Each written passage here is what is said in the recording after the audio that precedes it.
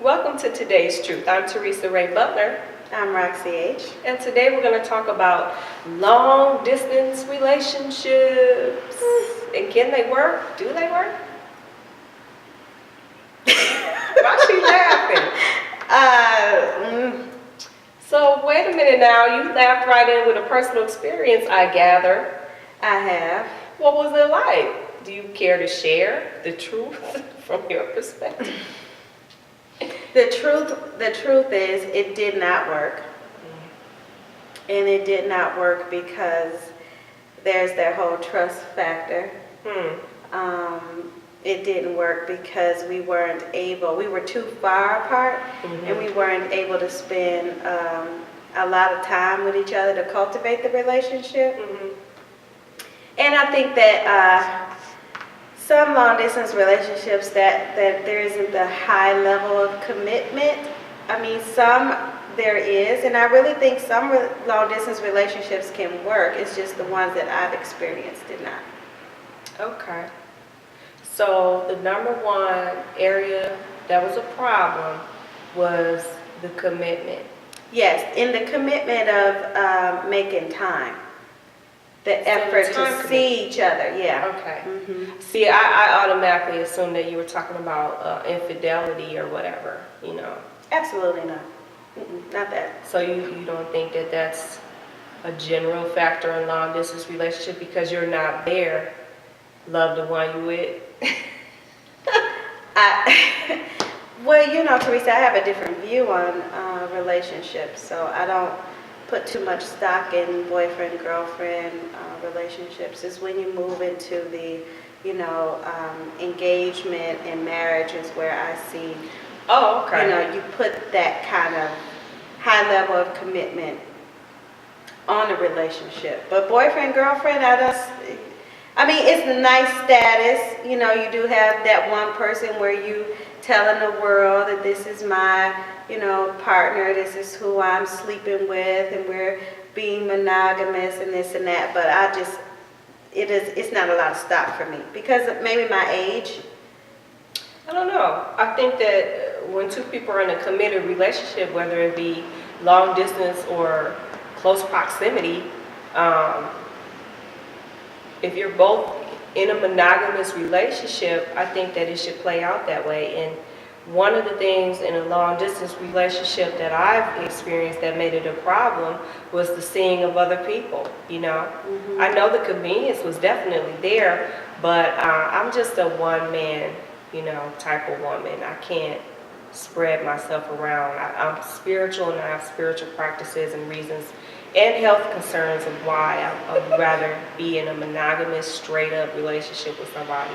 But it's so convenient for a man, it seems, or a woman to take up additional relationships because no one's really in the forefront to make claim on territory.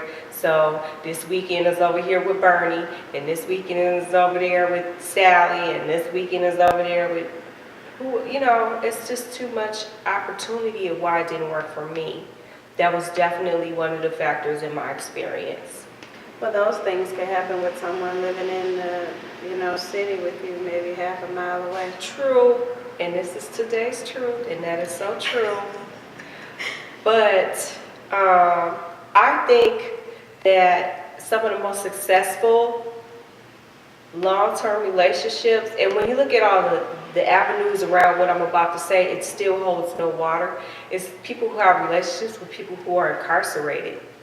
Because, because they put that time in.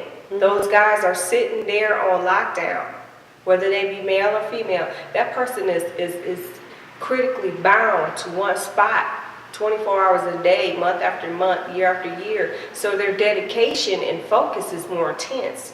So that builds up the value of the relationship even more while they're in there. And it makes it more believable and more real. So I think that kind of long-term relationship is successful, being as it stands with no choice. But there's really, in appearance, no room to, let's say that you're assuming they're heterosexual, and you're assuming that there's no women to see, but you never factor in the prison guards, and you never factor in that they might be bisexual, or the nurses, or whatever the case might be. It's just a perception. You as the receiving end probably turn up the emotion on the long distance thing. And it might even be vice versa. That person inside might really believe like they holding it down, you know, but they might not know that you carrying on and going to soirees and cotillions of all sorts. Absolutely. The most hurtful part of a cheating infidelity in a relationship to me is the emotional connection. It's not so much the physical, even though that is important, but it's the emotional connection that hurts me the most. And I think a lot of people, the building of that trust, that compassion, that love, that level of commitment. Because you hear a lot of men who've cheated on their woman. You know, it's hard for them to leave the woman because they feel like, well, I don't want to hurt her, and that's what cuts me, is the emotional connection that can come up from it. So are you talking about a person who's in a long distance relationship who feels tied down emotionally to this person and they don't want to let it go for that, or? I'm talking about either way. I'm talking about a long distance relationship. I'm talking about a relationship of a woman or man and the other person is incarcerated. I'm talking about infidelity with the person just in the city.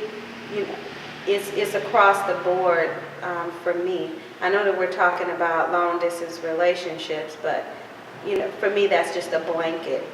So yeah, the emotional connection.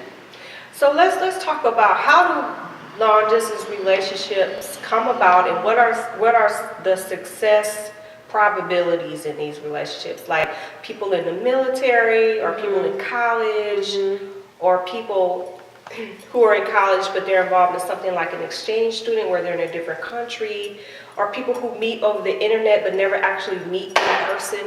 I think those are some of the best and some of the worst, because you got a lot of catfish stuff going on. Catfish? Girl, that show Catfish, where they reel you in with everything you want to see and hear over the internet, and then when you get in real person, it's a whole different other person you never met before or seen before. That's catfishing. I like that term. You're killing me. Well, those are some of the ways you can end up in a long distance relationship. That's true. So when it comes to the military, have you ever been in one with someone in the military?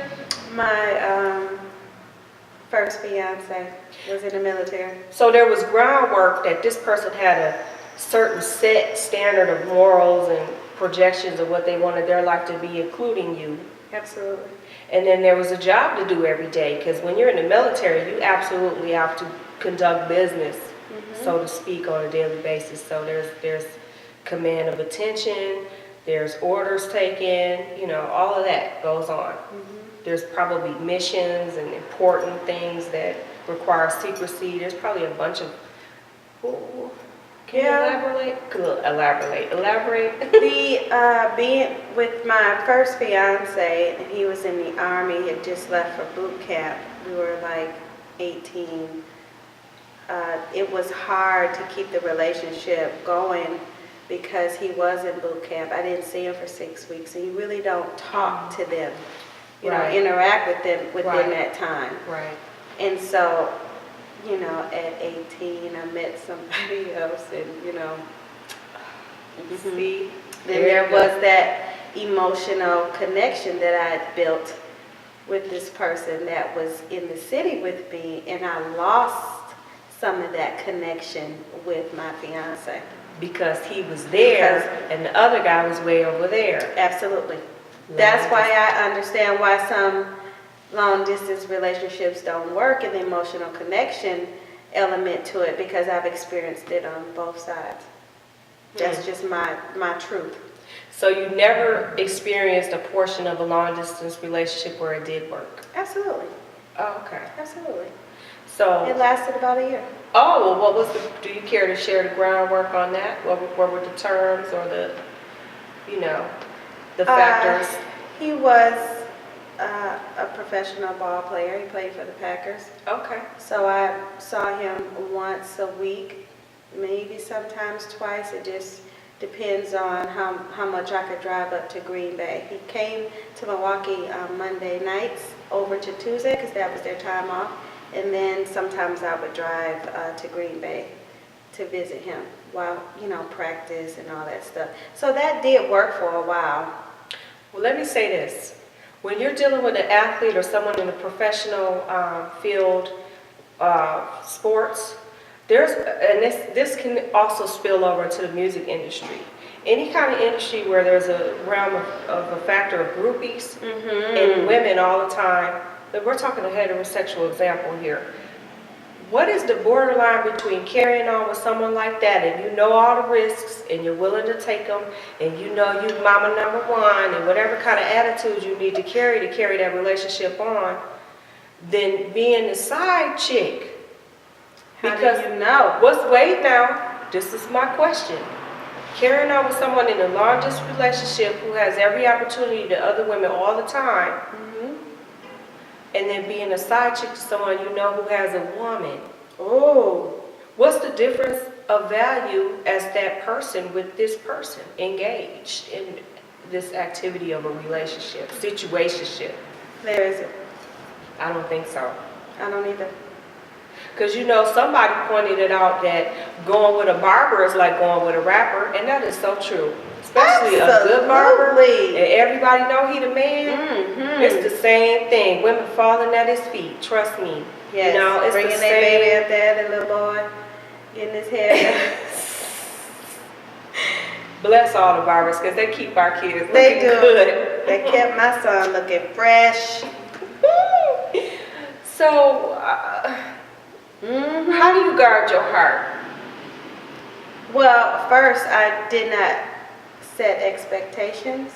I just went into the relationship open-minded, knowing that there was groupie situations that could arise, and they did. Yeah. And knowing that he doesn't live in Green Bay, he lived in Tennessee. So that whole factor that he may have a woman in Tennessee, where he was really from. So I just didn't put a lot of expectations into it. I just, we spent time together. We had a good time. He was very good to me. Chivalry was number one with him. And I had great experiences. I had a horrible experience that ended the relationship, but for the most part, it was one of my best relationships when it came to feeling important. That time there, because the effort that he took into spending time with me, knowing that he had practice and he came on his time off, and we went out together and that kind of stuff, that mattered a lot to me, that I mattered that much to him. So it's almost like you're kind of reminding us of what it was like to go together in high school. Yes. Because think about it, when you were in high school, or some people can even say junior high. First of all, you guys are kids. You really can't drive around and get together most of the time.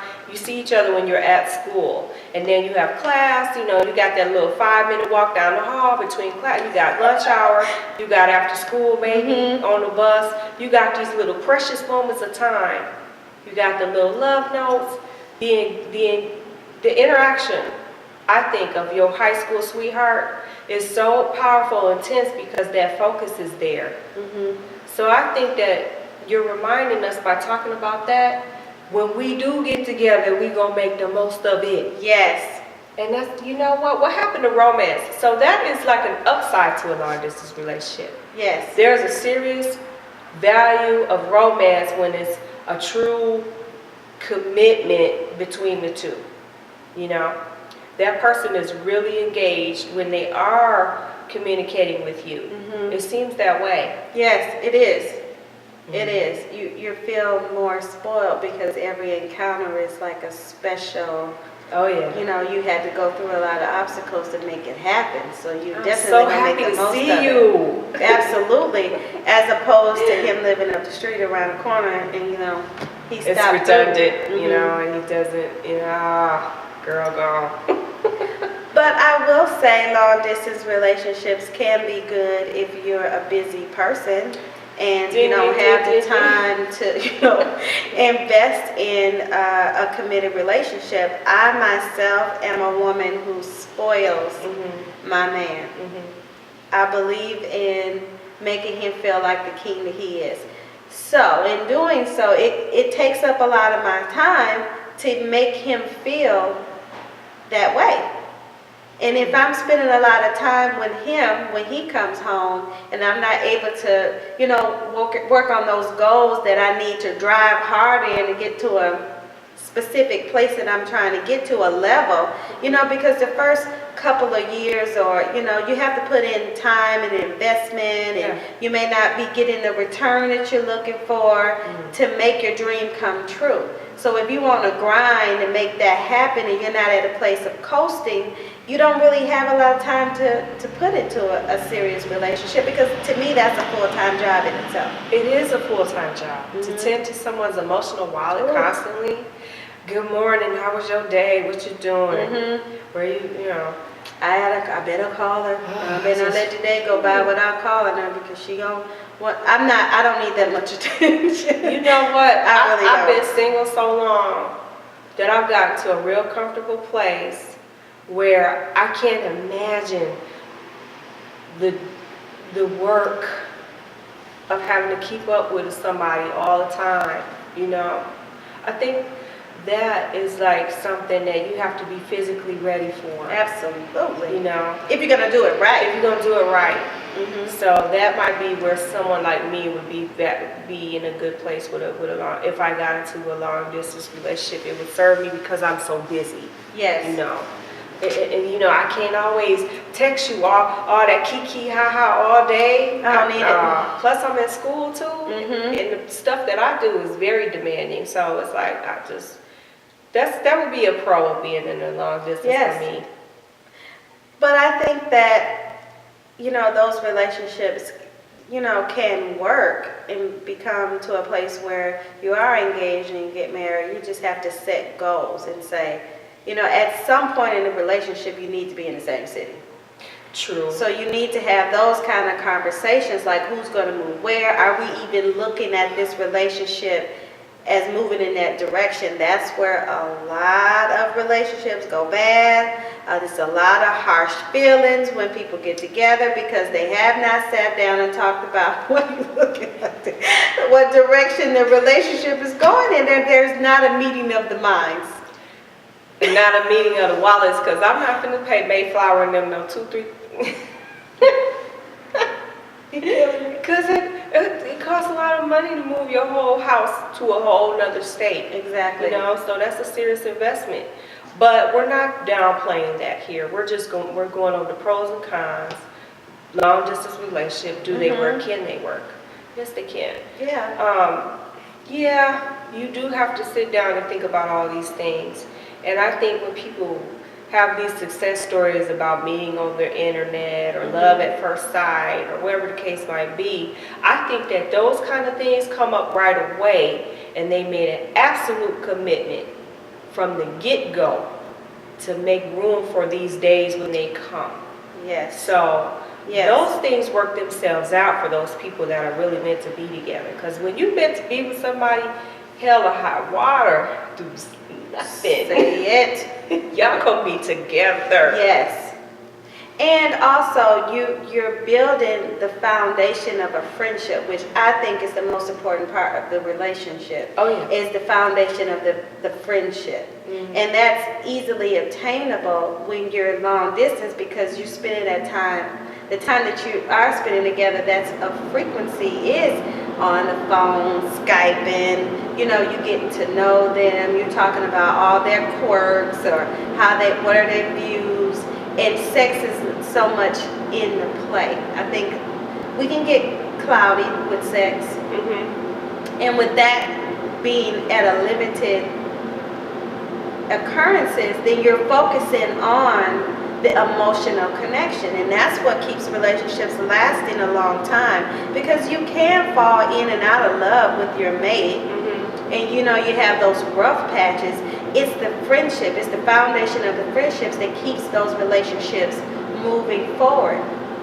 I think it also becomes tantric too when you're really truly in love. You two guys are in love with each other, and then by you savoring those moments to be together, when you finally do get together on an intimate sexual level, it's a more higher reverberated frequency of passion, because it's so intensified. The want, the need, the desire. It's just, it can be very magical indeed. So that's like another pro of it. Yeah, You play it. I would certainly not oppose to a long distance relationship at this point in my life. I would not oppose to it. It just all depends. Would you carry on a long distance relationship with a person you've never met, but everything y'all talking about, everything is right on point, everything's so perfect, y'all just haven't met yet? Yes, I would. How do you know that you would? Well, because I've grown as a woman not to put so much stock into the physical appearance. I'm not as shallow as I used to be. So I could do that because I believe in the emotional connection. I believe in the building of the friendship. So yeah, I can definitely do that. And right now, in the space and time that I'm in, my relationships that I have or want to walk into, there is that mindset that we are looking to see if this is going to end in marriage. All the, jumping in bed and hanging out, and it's not going anywhere, and it's not going anywhere, and you just casual sexing and this and that. I'm not into that. We call it dipping and being nosy and butting in. We call it all that, but we still listen. I was fortunate enough to listen in on someone's conversation, which they were talking, and I couldn't help but hear because we were all in the same space. And the woman was talking to another woman about her situation, which was, she met this guy last year over the internet, and they really have appeared to fall for each other. Now it's coming to the point where they are to meet. However, the conditions are that she spent the $500 round trip ticket to go see him, and then when she gets there, there's got to be hotel stay, or even if she drove, that's still however much money because he lives so far away. And then here's the thing with me, obviously they were talking about getting together for this night of passion that been building up. But at the end of the day, who spent almost $1,000 on a piece? And then you never met this person in real life. And then let's talk about the fact that where does he live at? If he can't even go half on no ticket, he living with his mom and grandma. Girl. This is, because sometimes we as women, we get to these places where we do get that lonely. I can't speak for a man. Sometimes we do get that lonely where we find ourselves in a relationship and here we go going in our purse. Exactly. Now, can we tell the truth? Absolutely. This was a time in my life where I got to sit over there, open up the magazine, no way. You hear me? No way. It can't be me. Can't be me. Can't be me. I've never been that kind of woman, though, to fit the bill in a relationship. Fit the bill or go half, or? I could go half on some things. Okay. But actually fit the bill, pay for everything. Pay for everything, girl. It's not my style. I'm not able to do that. Because I believe in the man is the head. Right. And there's a lot of responsibilities that come with that. Yeah. And so I need a man to be accountable for his, role in a relationship. And if I don't see that, then you're not the man for me. Because think about it. If it's this way now, what is every day going to be like? Once y'all get closer and closer together, and then finally make it a thing, an everyday thing, every day you always got to do all the grocery shopping and paying all the bills and running everything, getting the gas, and every time he want a beer, you got to go and down in your purse. Exactly. Y'all better listen to that song called Tyrone, because it's the truth. It is the truth. And if you have met someone over the internet, that's our time. Or if you're in a long distance relationship and you find yourself paying for everything, you got to pay for everything to get there. You have to pay for him to come, and then there's no commitment level there. To me, the only committed person is you. That's dysfunction too. Yeah. So yeah. All right. So I suppose that's the end of our segment. Yes. I hope we told the truth up there. Exactly. I'm Teresa Ray Butler. I'm Roxie H. Thanks for tuning in. The inspirational quote of today is, "The scariest thing about distance is that you don't know whether they'll miss you or forget you." Author Nicholas Sparks.